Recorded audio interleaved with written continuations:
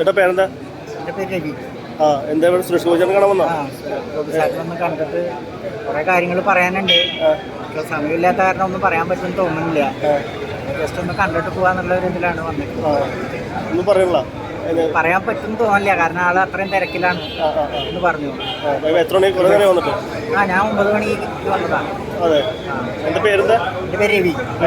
ജോലി ചെയ്യുന്നുണ്ടോ? ജോലി ചെയ്യുന്നുണ്ടായിരുന്നു, ഇപ്പൊ പാർക്കിൽ ജോലി ഉണ്ടായിരുന്നു. ഇപ്പൊ ജോലിയൊന്നുമില്ല. അത് 2 വർഷമായിട്ട് തളർന്നു പോയി. അങ്ങനെ സംഭവിച്ചതാണ്. എന്താ പറ്റിയത്? ഒന്ന് ചുമച്ചതാണ്. അപ്പോൾ സ്പൈനൽ കോഡ് ഇഞ്ചുറി ആയി.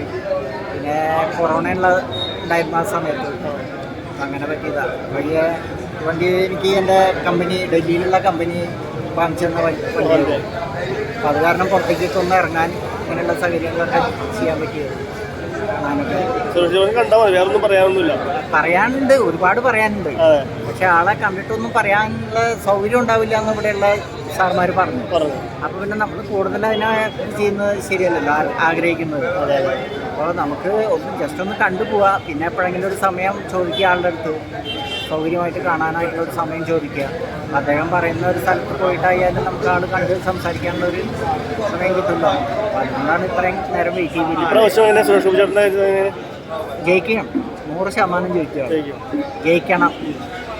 തൃശ്ശൂരിൻ്റെ നാടിൻ്റെ നന്മയ്ക്ക് വേണ്ടിയിട്ട് ആൾ ജയിക്കണം. എല്ലാവരും ആളുടെ ഒരു രാഷ്ട്രീയം നോക്കാതെ വ്യക്തിയെ നോക്കിയിട്ട് രാഷ്ട്രത്തിന് വേണ്ടി ചെയ്യുകയാണെങ്കിൽ അത് തീർച്ചയായിട്ടും 100%.